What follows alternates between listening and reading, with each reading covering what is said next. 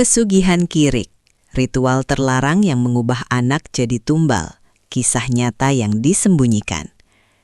Selamat datang di channel Koridor Sunyi, tempat di mana cerita-cerita gelap, misteri, dan teror nyata bersembunyi di balik bayang-bayang yang tak terlihat. Malam ini, kita akan membahas sebuah kisah yang mungkin belum pernah kamu dengar sebelumnya. Sebuah ritual kuno yang dipercaya bisa mendatangkan kekayaan dalam waktu singkat, namun dengan harga yang tidak pernah bisa dibayar dengan apapun selain nyawa dan darah daging sendiri. Kisah ini berasal dari sebuah desa terpencil yang dikelilingi hutan lebat dan kabut tebal yang tak pernah benar-benar hilang, bahkan saat matahari berada tepat di atas kepala. Desa itu dikenal sunyi bukan karena damai, melainkan karena terlalu banyak rahasia yang terkubur di dalam tanahnya. Cerita ini dimulai dari seorang pria bernama Dharma, seorang petani miskin yang hidup bersama istrinya Sari, dan seorang anak laki-laki mereka yang masih berusia 5 tahun bernama Raka. Kehidupan mereka jauh dari kata layak. Setiap hari, Dharma harus bekerja keras di ladang yang tanahnya mulai tandus, sementara Sari hanya bisa menunggu di rumah dengan rasa cemas yang tak pernah hilang. Hutang mereka menumpuk, sementara kebutuhan semakin sulit dipenuhi. Hingga suatu malam, ketika hujan turun deras dan petir menyambar tanpa henti, Dharma didatangi oleh seseorang yang tidak dikenal. Sosok itu berdiri di depan rumahnya tanpa suara, hanya menatap dengan mata yang gelap dan dalam, seperti lubang tanpa dasar. Pria itu memperkenalkan dirinya sebagai seseorang yang bisa membantu Dharma keluar dari kemiskinan, namun dengan syarat yang tidak boleh ditolak.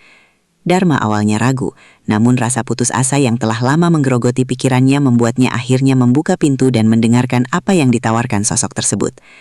Pria itu berbicara tentang sebuah ritual kuno yang disebut pesugihan Kirik, sebuah ritual yang melibatkan makhluk gaib berbentuk anak kecil, namun bukan manusia. Makhluk itu akan memberikan kekayaan tanpa batas, namun sebagai gantinya ia harus diberi makan, bukan dengan makanan biasa, melainkan dengan sesuatu yang jauh lebih mengerikan, sesuatu yang berasal dari darah dan jiwa manusia. Dharma mencoba menolak, namun pria itu hanya tersenyum dan berkata bahwa kesempatan seperti ini tidak datang 2 kali. Malam itu juga, pria tersebut menghilang begitu saja, meninggalkan Dharma dalam ketakutan yang tidak bisa dijelaskan. Sejak malam itu, hidup Dharma mulai berubah. Ia sering bermimpi buruk, melihat anak kecil dengan mata hitam pekat yang berdiri di sudut rumah sambil tertawa pelan. Setiap malam, suara tangisan terdengar dari dalam sumur tua di belakang rumah mereka.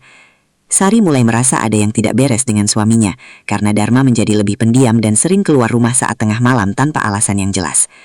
Hingga suatu hari, Dharma akhirnya mengaku bahwa ia telah menerima tawaran tersebut.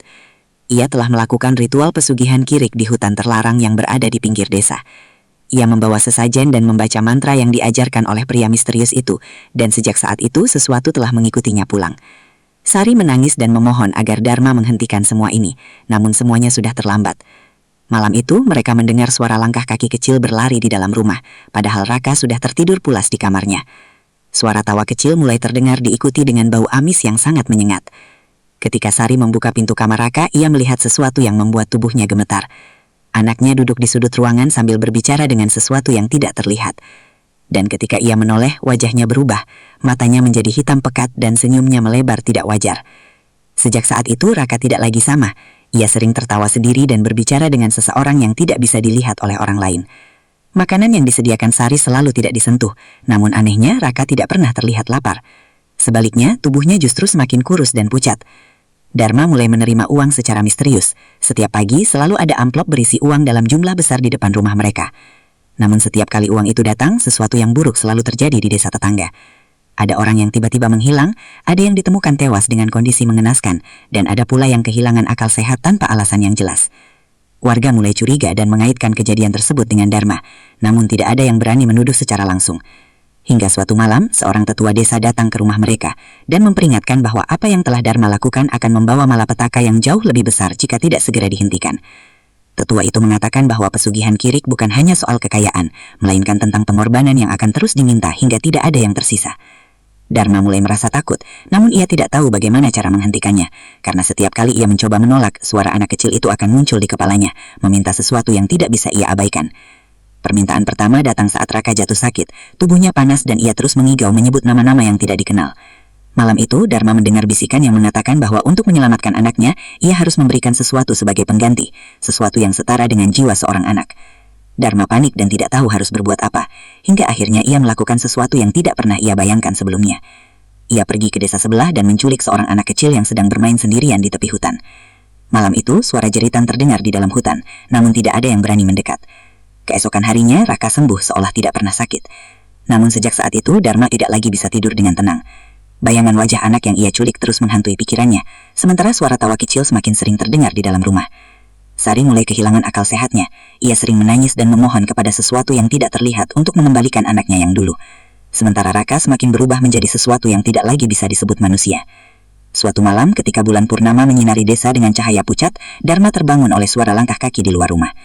Ketika ia membuka pintu, ia melihat Raka berdiri di tengah halaman dengan tubuh yang membungkuk dan tangan yang kotor oleh tanah. Di sekitarnya, tanah terlihat seperti baru saja digali. Dharma memanggil namanya, namun anak itu tidak menjawab.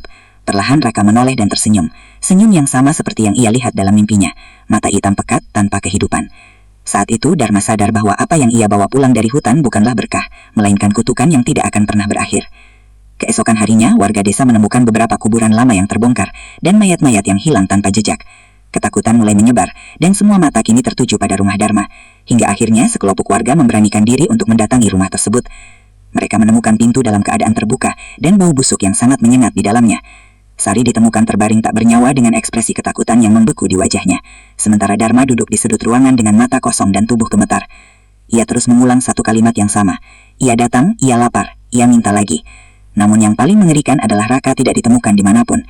Hingga saat ini tidak ada yang tahu kemana anak itu pergi, atau apakah ia masih hidup atau tidak. Namun beberapa warga mengaku masih sering mendengar suara tawa kecil di malam hari, terutama dari arah hutan terlarang. Dan sejak kejadian itu, tidak ada lagi yang berani mendekati tempat tersebut, karena mereka tahu bahwa sesuatu yang pernah dipanggil tidak akan pernah benar-benar pergi. Dan mungkin saja sampai saat ini, makhluk itu masih mencari sesuatu yang bisa ia jadikan makanan berikutnya. Jadi, jika suatu malam kamu mendengar suara anak kecil tertawa di tempat yang seharusnya sunyi, ingatlah bahwa tidak semua yang terdengar seperti anak kecil adalah manusia, dan tidak semua permintaan bisa kamu tolak tanpa konsekuensi yang mengerikan.